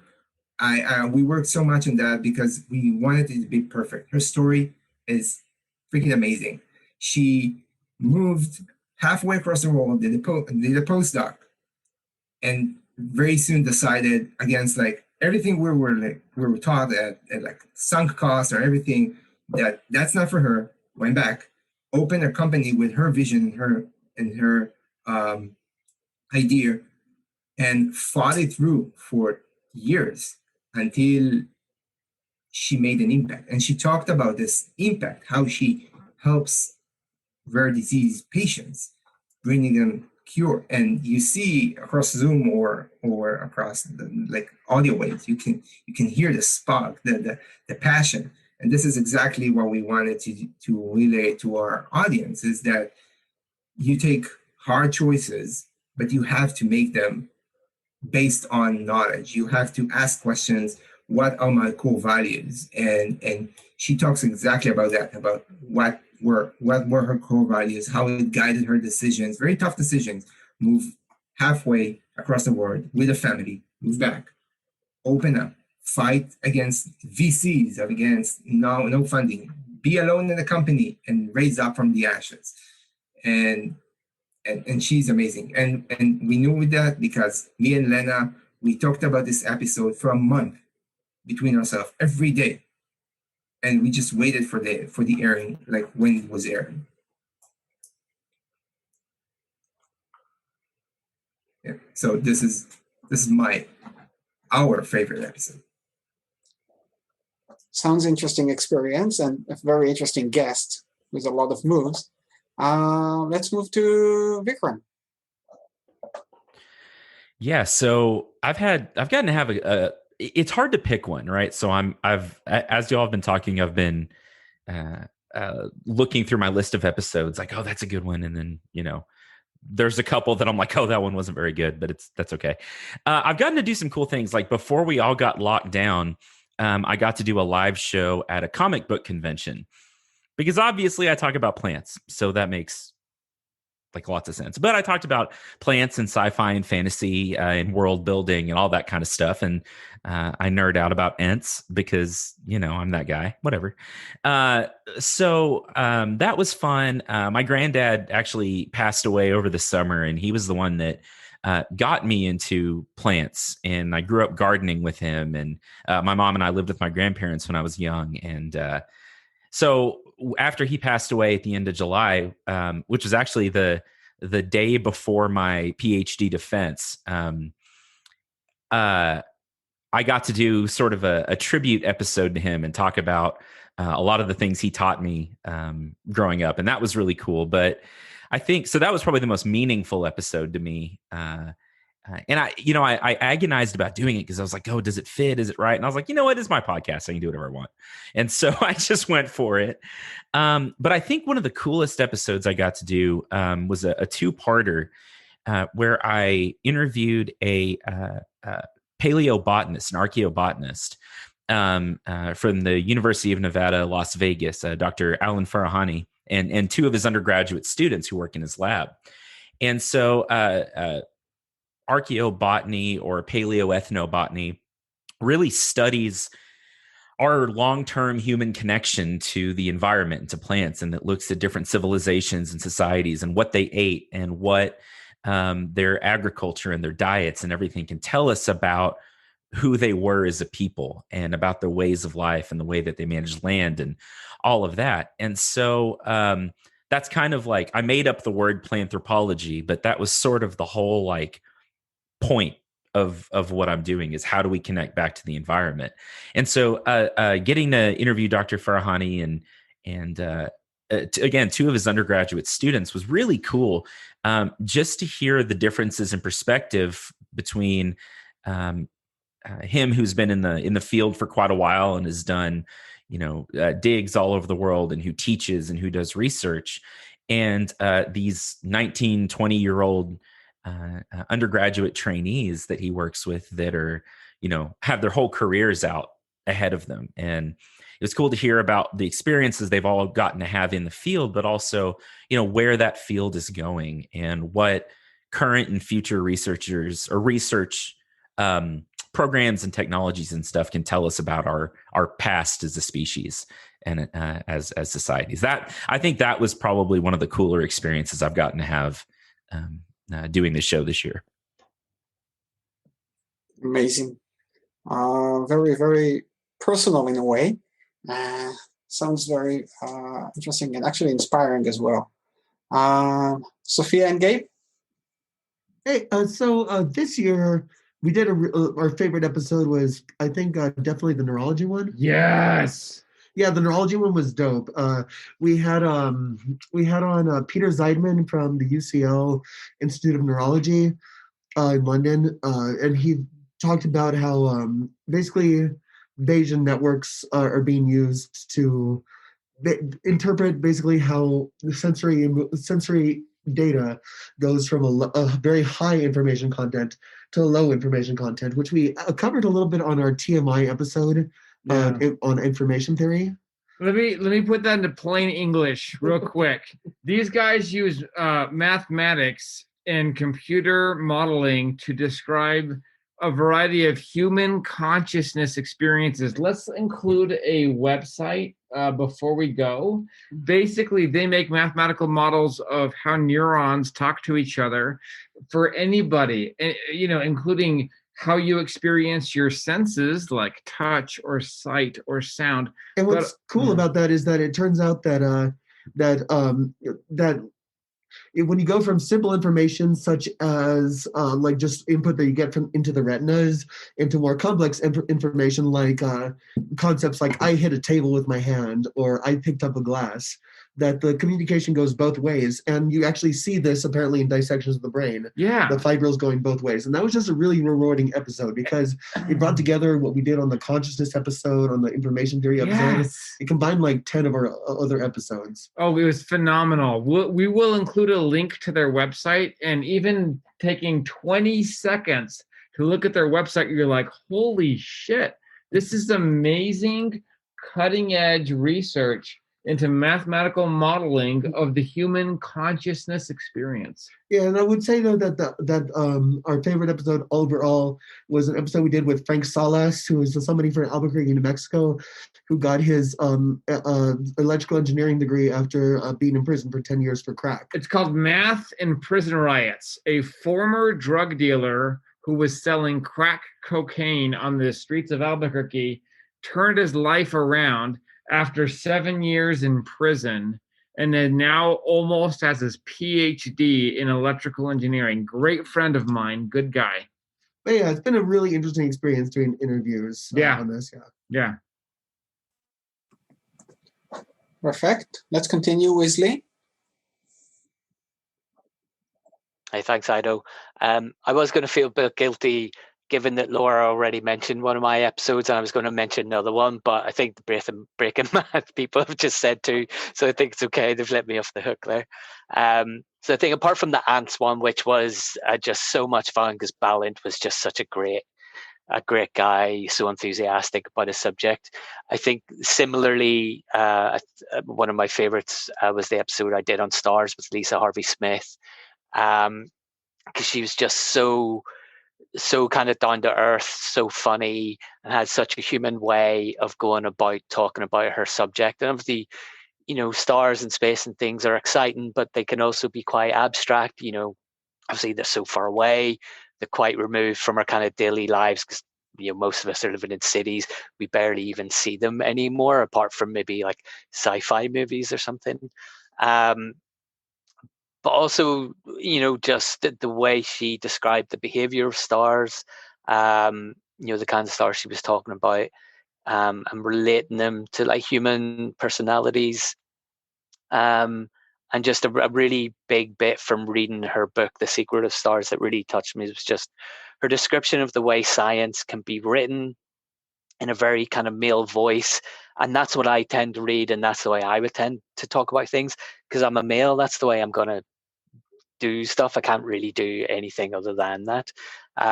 So it kind of really struck me that the way she just described that in her book of why she was writing that book, why she was writing it in that way, to try to support more kind of women in STEM, women being interested in astronomy and things, just kind of really hit home to me as an argument in a way that I think she was just making a lot better than other people tend to do. So that was a really kind of interesting part of that episode for me. And I also just love the way that Lisa talks about there's almost like 3 generations in her family where they've passed down kind of love of astronomy and the night sky. So I really like how she just gives that kind of very human, very personal side to what could be something very distant. And we continue with Kristen. Well, like I mentioned, this is my first year and still figuring out a lot of things. But I think one of the things I ended up doing that I really enjoyed was takeovers. So, I mean, I have a background in journalism, so interviews aren't a big deal for me. I'm perfectly comfortable writing interview questions. And when I talk to people about doing interviews, I always send them the questions, have them approve them. But it's this whole, carefully constructed conversation. And for a lot of us in the US, and for those of you who have seen what's going on with the US this year, it was very active this year on a political and social level. And one of the discussions that were being had was raising up voices of people who are underrepresented, especially people of color, underrepresented in STEM and in these conversations. And so I very carefully chose a group of people that I had seen their SciComm. I knew that they were very interested in conservation, but when I had seen interviews and discussions with them, again, the interviews they can be very limiting, and it can be hard to know where to ask the right questions. So I approached them and I said, look, for this whole month, I'm just going to let you guys take over. You can discuss whatever you want. It doesn't have to be wildlife. If you want to talk about wildlife, go ahead. If you don't want to talk about wildlife, whatever you feel like you don't get to talk about in interviews or podcasts, or if there's a message you have, tell it, basically. And I had this whole month where literally, like, I told them I can take a backseat or I can have a conversation with you. And most of them asked to have conversations and do some back and forth. And the last one I ended up doing was actually a little bit late. She's somebody I actually work with at the National Aquarium. Her name's Simone. And she does conservation education, just like I used to do. But, the takeovers were a lot of fun because I didn't have to worry about asking the right questions or anything like that. We were all just kind of goofing around a bit. We all learned something. They all offered up information. It wasn't strictly just political or social commentary. There was a lot of personal discussions. There were ones that were had about, people's work, research, and studies. I mean, it was really cool. I learned a lot, and I'm not sure I could pick any one of them. I will say, you can kind of hear the learning curve as you progress through them. My very first one was really rough because I didn't realize I could record through Zoom. I thought I had to record the audio coming out of Zoom through my microphone, and my first one was awful. And I'm really tempted to invite her back to do like kind of a redo for her takeover, especially since she's also expanding on her topic. But as you listen, they slowly get better in audio as I learn my lessons. But it was a lot of fun. I learned a lot about them as individuals. I learned a lot about topics I didn't even think about. We discussed everything from cemetery birding to the Black Cowboys of Canada, like just topics I never imagined having on my podcast. And it was really kind of cool letting somebody else take the reins, because I would have never thought to ask the questions to learn about those particular topics.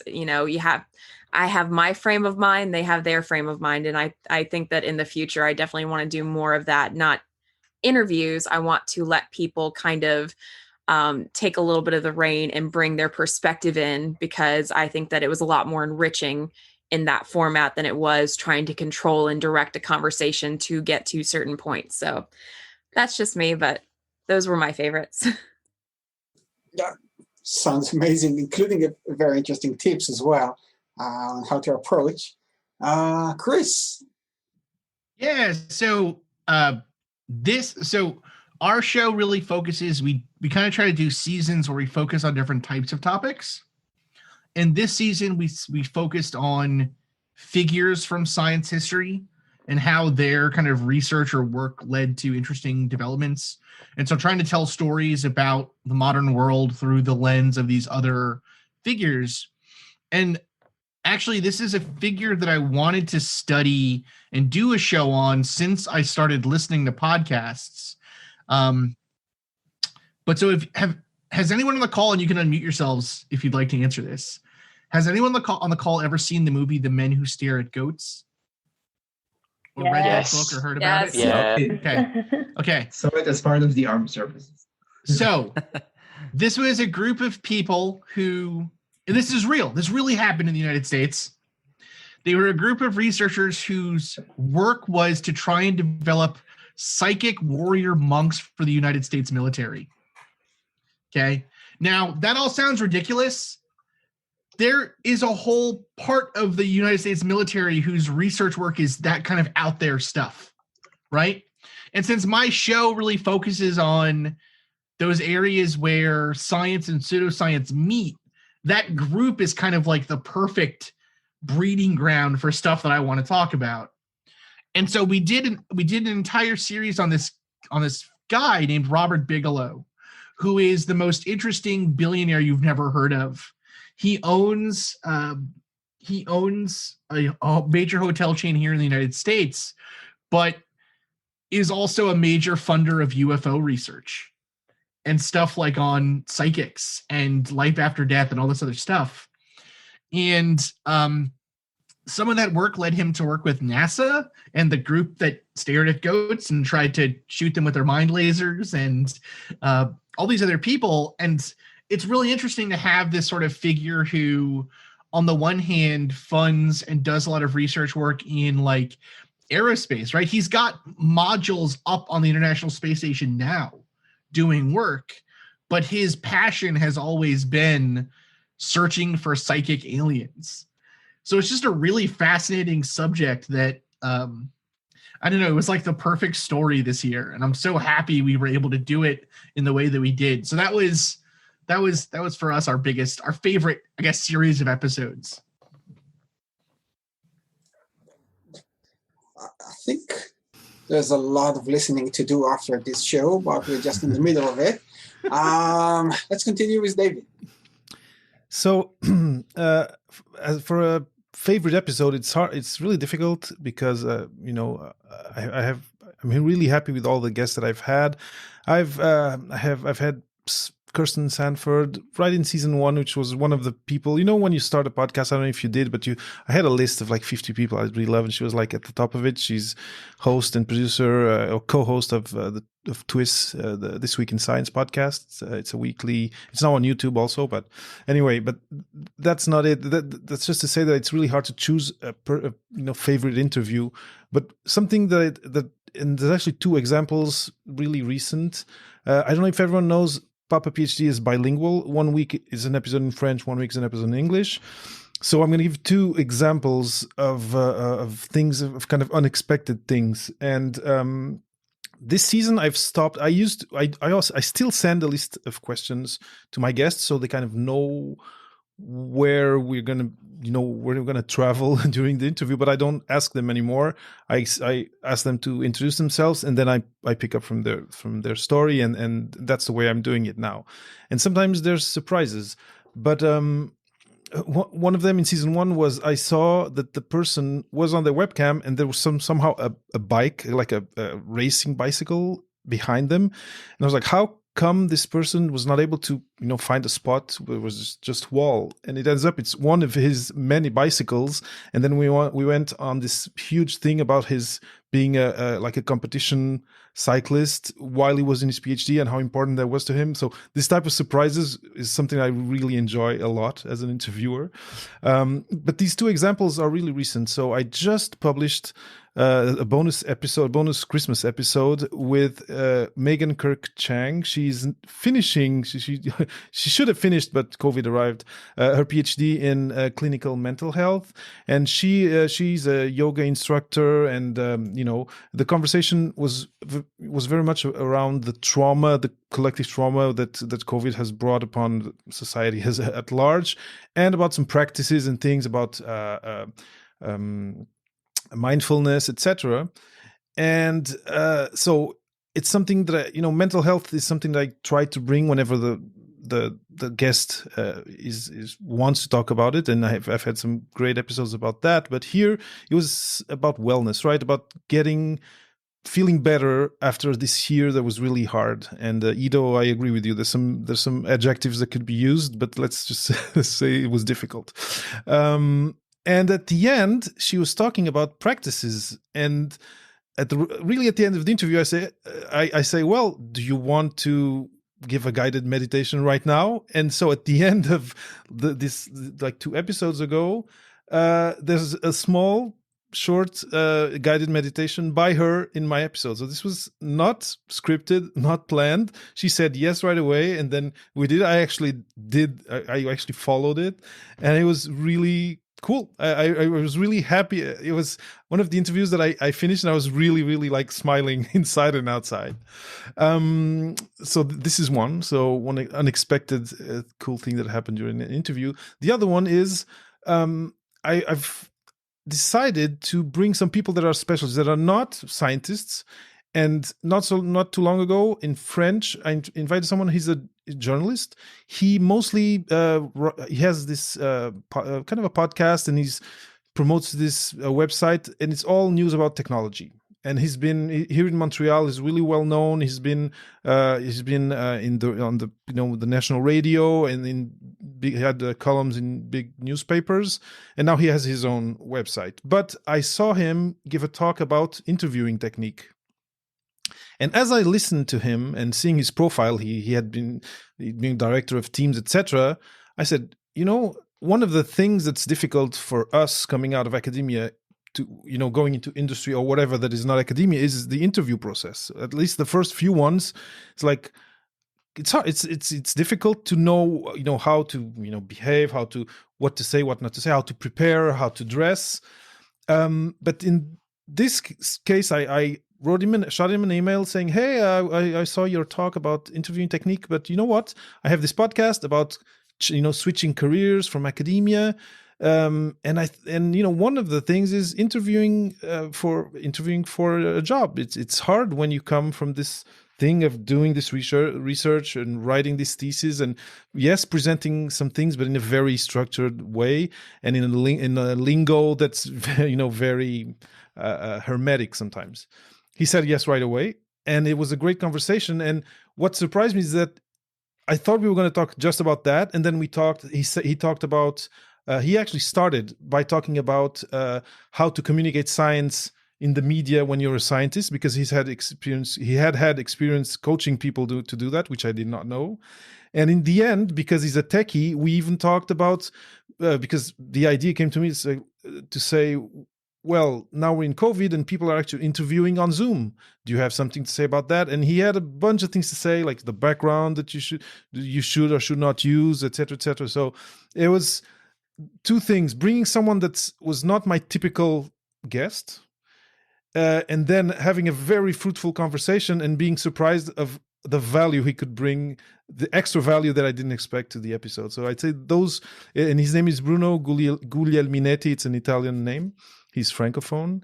And yeah, so those are the two latest ones. And it's not like my favorite episodes, but at the end of these interviews, I was like really happy with the experience. So yeah, that's why I wanted to share. I was actually expecting you to say Danny, taking into account that we are in this platform and everything. She is on the panel here. I was very careful to say that I was not going to choose anyone.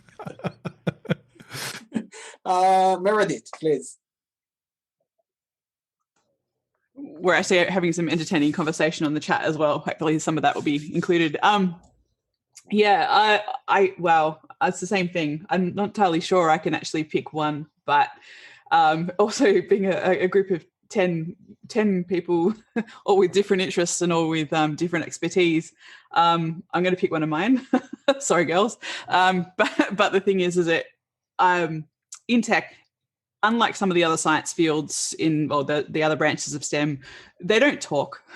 I'm a lecturer as well. I know this. The students sit there. They don't talk. It's just a thing that they do. And when they graduate and they become, accomplished in their field, they still don't talk.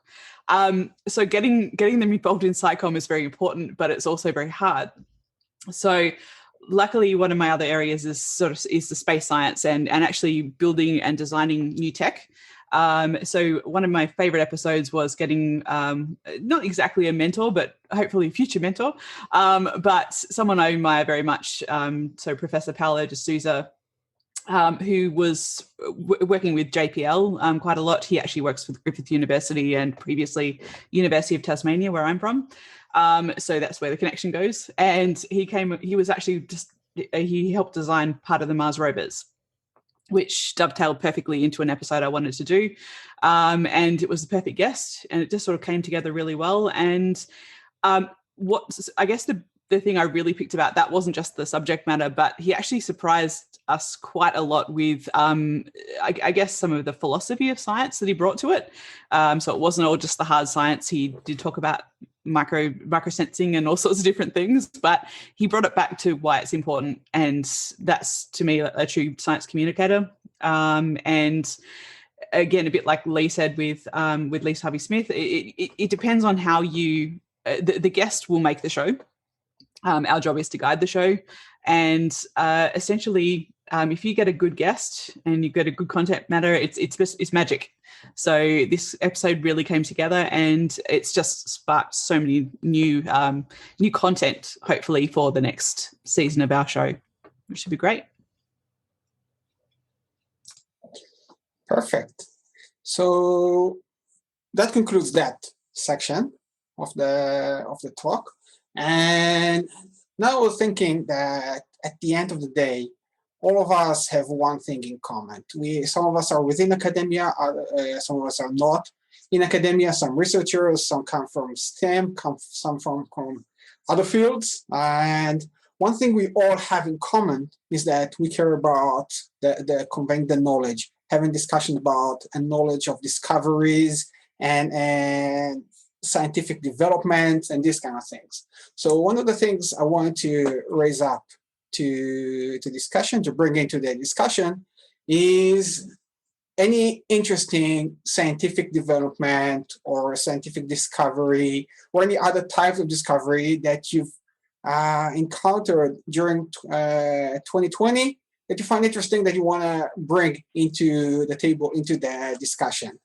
And I think we would start with Danny and see how it goes along. And as I wrote to you in the chat, and by the way, our viewers are missing out on hilarious chat discussion, which I don't know how, but should be some way conveyed to other platforms. Anyway, as I told you on the Zoom chat that we have here, feel free to interact, ask questions, make comments. Some of us are more experts, some of us have knowledge, some of us actually interviewed people related to these topics. So it should be more of a unmoderated, interesting discussion, as organized as we can. Danny, please. Yes, thanks. I am kind of happy that I dodged the last question because I did feel like picking one of the episodes was a little bit of Sophie's choice, which is something that already came up in the chat that we have here as well. So I'm happier to answer the question of what was my favorite science discovery in 2020. So I've been speaking to about 25 ECRs, early career researchers this year, and I have introduced their topics of research to the audience. So I really had to understand it myself in order to explain it to the others. So I definitely learned a lot. And I learned about bananas, about broccoli, about cells, eating other cells, about literature, about international law, and even a little bit more about migration, which is my own field, as I'm also a PhD student myself. But maybe one of the favorite parts of what I learned in one of the episodes is with one of the upcoming episodes with Sharon, and here's a little bit of a spoiler alert. So I learned that from her research as an art historian, that men throughout history really connect dragons or stories about dragons with women. So that these women are very powerful creatures that need to be tamed, right? And there's these stories throughout history as well, where men always try to attempt to sever the woman from her dragon, to really domesticate her. And in ancient times, when there was a wedding or a marriage, they would cut off the hair of the woman, for example. And this also relates to the story of Medusa, who has these snakes in her hair. She is also referred to in Greek mythology as a dragon. And I thought this was just really, really cool. And we even got to talk about how all of her stories and everything that she found out about dragons and women obviously also connects to Game of Thrones. So I thought that that was some pretty cool science.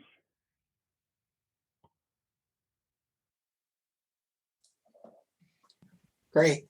Yeah, doing the pre-talks on the producing part, I also love that part of Sharon. Anyone else want to share about any scientific or discovery that they've had or encountered in the last year? If not, we will move to the next section. Vikram, are you raising your hand? Yeah. Yes. sort of. I don't know. Yeah. So this was part of a discussion for an episode that hasn't actually come out yet. That'll be, first of January or late January. But you may have seen some articles pop up all over the internet about forest bathing. And when I first saw this concept, it was kind of like it feels like pseudoscience, right? It feels just the way that it's presented and all of this. It feels like something that's a little woo-woo or whatever. But I started to do some research into this, and it's like it is a measurable effect on human health. So the whole idea is that you go and you spend time around trees, like a half an hour around a tree, and it's this concept like, oh yeah, I mean, I think we think about it and it's like, yeah, okay, going outside is good for you for all of these reasons, and you get time in the sun, blah blah blah, and we think about it that way. But there's actually physiological benefits to spending time in nature.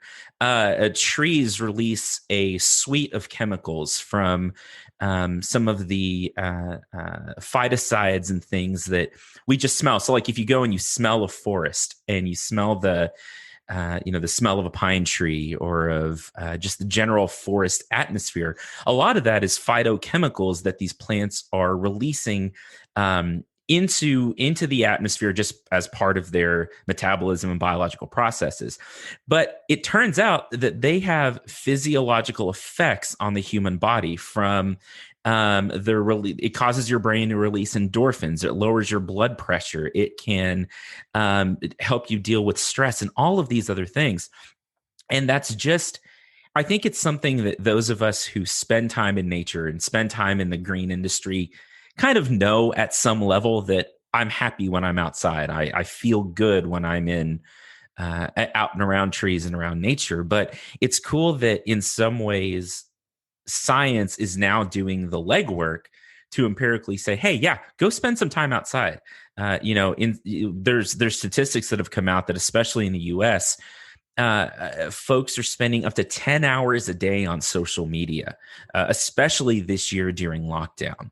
And that's scary because of all the negative physiological effects that social media has been shown to have on your health. So maybe go hang out with the tree instead of getting in a fight on Twitter. I know that's fun. I do that every now and then, but I also do enjoy just going and reading a book under a tree, finding a secluded park bench somewhere where you can effectively social distance, but just spend some time outside. So I thought that was a pretty cool thing that I've learned this year.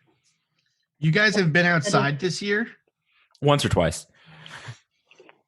Or instead of reading a book, you could also listen to a podcast because it's actually quiet out there, right? No, that's true.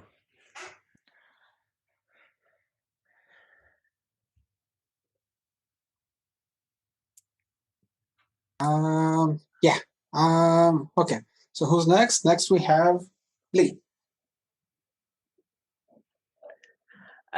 I think first of all, I think we need to call out Vikram for being so insensitive that he's reading a book in front of a tree. That's a bit of a kind of killing it's a someone's warning. child, and then it's a warning. Yeah. They better not act up. I'm happy to print the Lord of the Rings on one of them. I'm not scared. That might inspire them, though, might it not? Depending on which trees it is. I'm also a bit worried that I'm a serious cave dweller. I like being inside. I probably am descended from a long line of cave dwellers. So I definitely should get out more. I think my favorite stuff from this year, science-wise, and it's probably really obvious, it's not necessarily the scientific research or discovery, but to me it's just really exciting because I think it really speaks to our kind of core of what it is to be human and all those kind of existential issues. But it's the SpaceX kind of stuff this year, the 2 kind of manned flights to the space station. I was also reading something that they've had a launch every 2 weeks in 2020, which, given everything else that's going on and stuff, is still amazing.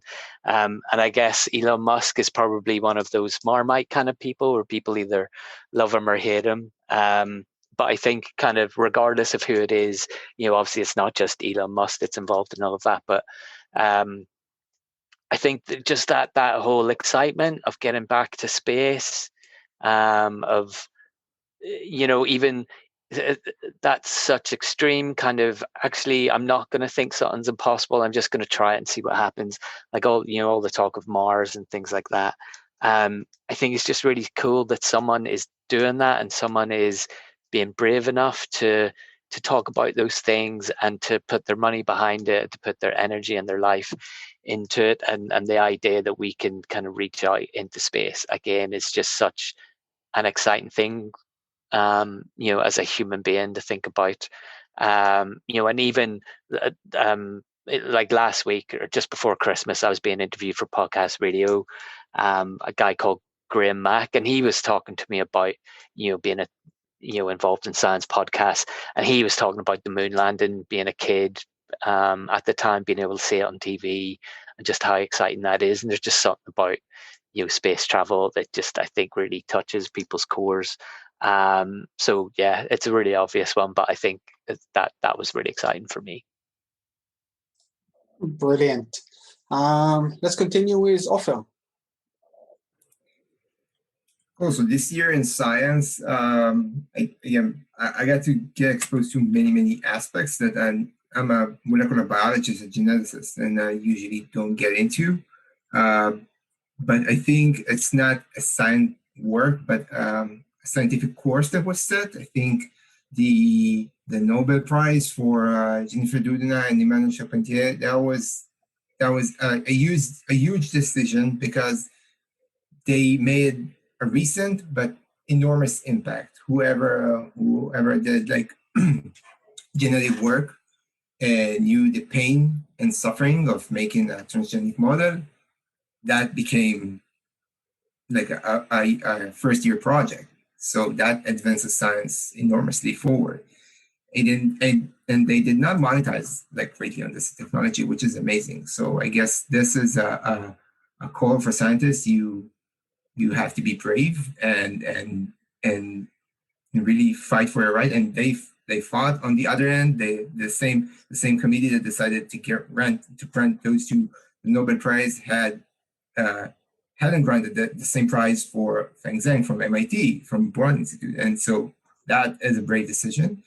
And on the same note, the same Nobel Prize committee, or the same Nobel Prize process, granted, at least for me, the best internet moment of science internet moment of 2020 is the Ring doorbell of Paul Milgram getting a Nobel Prize from his fellow in Stanford at like 4 a.m.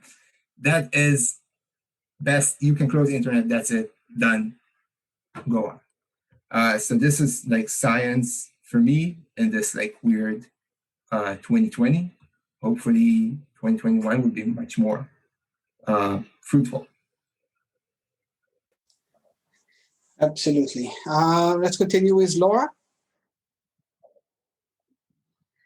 I hate to be the person to bring up coronavirus, but that was something you linked. Don't have to. No, I didn't say I wasn't going to. I said I hate to do it. It had to be done. Thing is, like I worked in environmental research for filmmaking and now podcasting. So I was kind of familiar with the whole like a pandemic's coming in the next sort of 10 years and it's going to be a big thing.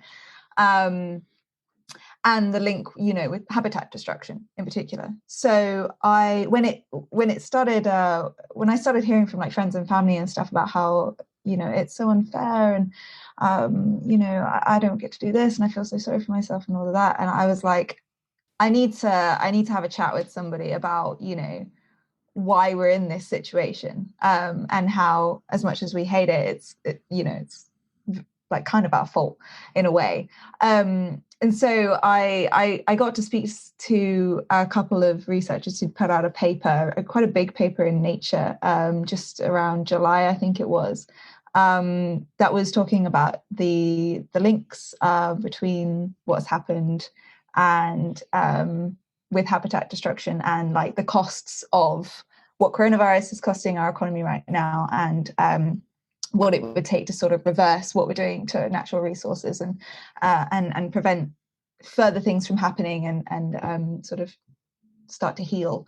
So that was really nice for me, because anytime I was sort of talking to someone, I had this whole like roster of information that I could be like, wow, this is what's going on. And you know, this new paper, hopefully it had some influence really in terms of putting it into a language that people can understand, you know, the economy and what it costs.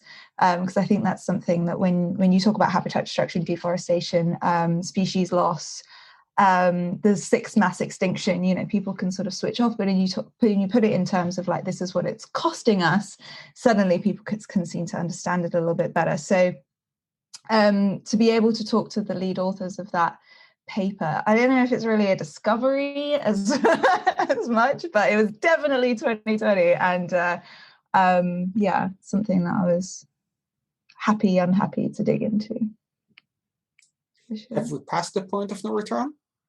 Oh no, don't say that. No, we haven't at all. We've got till maybe 10 years. Oh, that's very optimistic. So they say. As someone who, like, our show is a comedy show too, in many ways. One of my favorite things about that ecological kind of like this conversation now that we're having about ecology and our effect on it, have actually been, besides like the actual like good stuff from it, have been the memes like nature is healing, right? Like there's a picture of like a birthday cake in like a river, God. and it's like the cake returns, nature is healing. You know, it's like, so part of me worries that like people aren't taking this seriously enough, but on the other hand, I'm laughing at like, you know, a deer going into the ocean and people like, the dolphins return, nature is healing. Well, that was they had that one viral one too, where there was like dolphins in Venice and it was completely fake too. Like people just making up stuff too that's not actually happening. No, yeah, people are idiots. 2020, woo! If y'all aren't in the Wild Green Memes for Ecological Fiends Facebook group, you have to join that group. It was wild when those memes came out. Like there was this whole thing about how olives feel like dolphins. And so they're the same thing. Olives are dolphins. It's really complicated, but there were all these memes that came out of like olives floating in the canals of Venice. Like just nature is healing. Anyway, that has nothing to do with anything. That was the hardest part of giving up Facebook, was losing that group, because that was so my like therapy. It's so good. Meredith. It's really funny. I'm gonna have to look up that group. I've been running it down. That'd be great. Yeah, echoing a bit of what Lee said, obviously space science and everything, the SpaceX launches and everything. There's too many things that went on in 2020 that someone actually brought up in one of our interviews, which was the fact that there's all these great things happening in 2020, but people aren't seeing it, even though it's right in your face, but they're not seeing it. So it's actually quite interesting. Yeah, SpaceX obviously is putting it in your face, which is good. Obviously, there's things that are going to bleed over from 2019 to 2021 that we're just going to claim as 2020, and things like that as the Mars rover on its way to Mars, obviously. But the biggest thing about this is that it's got its little hanger on, which is the first sort of drone that's going to be released on Mars, which is, in terms of my field, fantastic, amazing, which would be great. But also, I guess another thing is that another aspect of my science is archaeology, and some of the amazing things that people have found over the last 12 months using things like LiDAR, which is that radar with light. We'll go into it now. But basically what it does is you can literally strip away the trees. So started in 2019, where they found all these Mayan sites they didn't even know were there. And they actually found essentially that the Americas were settled probably 15,000 years earlier than we thought they were, by civilizations unknown, which is really, really good. And yeah, just things like that are being found out through tech. That's my take on the amazing things happening. Just a small take, right? David. So I'm going to talk a bit about things related to health and artificial intelligence. It wasn't in the context of the podcast. I was invited to moderate a meeting about the dangers and potential of artificial intelligence in the future, in the near future. And someone in my family has ALS and is now almost, we can't understand what the person says almost. And this scientist that was there was working on ways to reproduce someone's voice to almost perfection, crossing techniques that exist today of voice synthesization and artificial intelligence using recordings of the person's voice before it goes away. So this was something that really touched me because it was close to home in a way.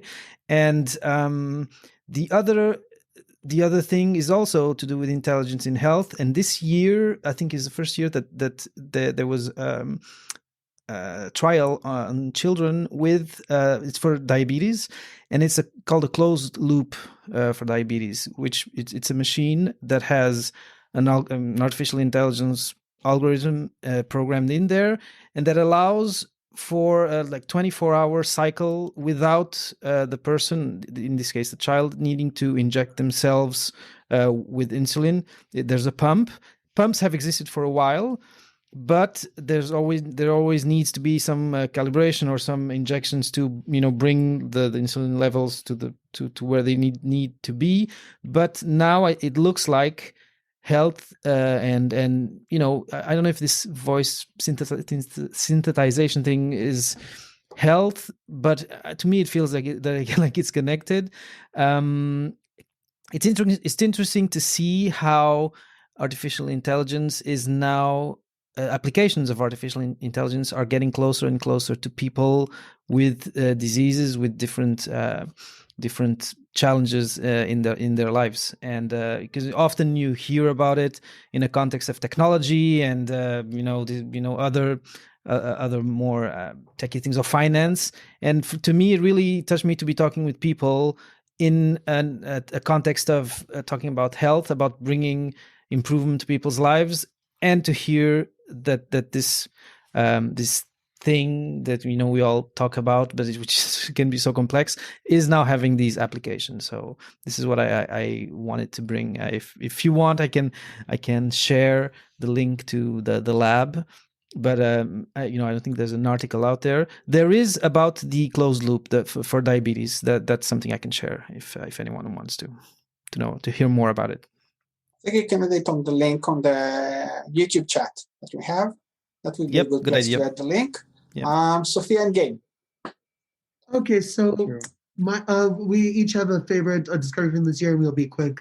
My favorite discovery from this year was the discovery of that algorithm from that one company Google that allowed people to do protein folding problems a lot quicker than before by a factor of 75% reduction or something like that in speed, or even more. I thought that was really cool because it's such an essential biological problem. Yes, and mine is, I sent everybody the YouTube video that describes this. There has been a lot of thought of previously unsolvable math problems, including ones introduced by Alan Turing, that are now possibly solvable using quantum computing. The video I sent to the Twitter, just scroll up to the first message of the day. If you just scroll up a little bit, fabulous video. The whole idea that previously unsolvable math problems are now solvable is quite mind-blowing. But that's all I have to say on that one. It's a great topic. Kristen, we move to you. Well, sometimes it's hard to discuss positive things in the wildlife world, but something that's always new and fun and positive is the new species we discover. And there are literally hundreds every year. I don't know if anybody ever keeps up with it, but occasionally it goes viral, but there's literally hundreds of species. So I highlighted a few that I'd really enjoyed. My favorite was that there were 2 new 6-gill saw sharks. So 6-gill sharks in general are rare. Most sharks have 5 gills. And then saw sharks are also extremely rare. And all of them are endangered. So it's always really cool to find new species and to see more biodiversity in that particular group. There was a spider in Iran that was named after Joaquin Phoenix. I don't know why, but it's a thing. And it's this phoenix spider. It looks beautiful though. There was the devil-eyed frog in the Andes, which literally has like these fiery orange eyes. That was a really beautiful animal. In North Carolina, the state where I was born, they have a new species of salamander called the California sandhill salamander, which is this beautiful, vibrant, bright red salamander, and I absolutely loved it. And one other one I really enjoyed was there is a new species of iridescent snake that was discovered in Vietnam. And when I say iridescent, I mean it literally looks like a moving oil spill. It is a stunning snake. It is absolutely gorgeous. All snakes have natural iridescence, but this one is perpetually iridescent and shiny and beautiful. And so those have been my highlight of the year, is just seeing all the beautiful new animals that I can now talk about on my podcast because I know they exist. A great way to move forward. And last on that section, we have Devon. So I'm going to use a word that I'm pretty sure 99% of the planet is sick of at this point. Unprecedented. This year was unprecedented in so many different ways. I think the biggest thing, I can't pick one main thing. Because there's just so many things. And it's just kind of astonishing that in a year when so much was upended, that we still made so many discoveries and so much progress. Like human history got rewritten like 7 different times in terms of different, massive events, including, when people first arrived in North America being bumped back like another 17,000 years. Some of the discoveries we made in space, landing on an asteroid, discovering types of black holes we thought were completely impossible. Some of the medical accomplishments, like the development of a vaccine in less than a year. I mean, we did, and I say we as if I'm a part of this, but really I'm just talking about it. Humanity did a lot this year, despite everything that we had to deal with. And I'm in awe of it. And it just makes me happy that I have a podcast where I can talk about all these things, because now, especially after this year, there's just an endless amount of things to discuss. Like, it will never end. It's a constant supply chain. It's awesome. Endless amount of things to discuss. It's basically what these podcasts are all about, right? This is what we are here about. And that's the best way to conclude that part of the discussion, which basically brings us to the end of this episode, of this special episode to conclude 2020. It's been absolutely privilege and pleasure to have all of you here with us, and I want to thank the viewers as well.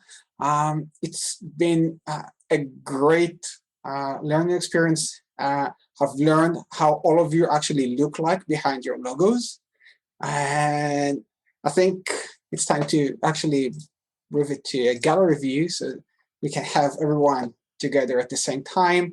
I want to thank you again for taking part in this event.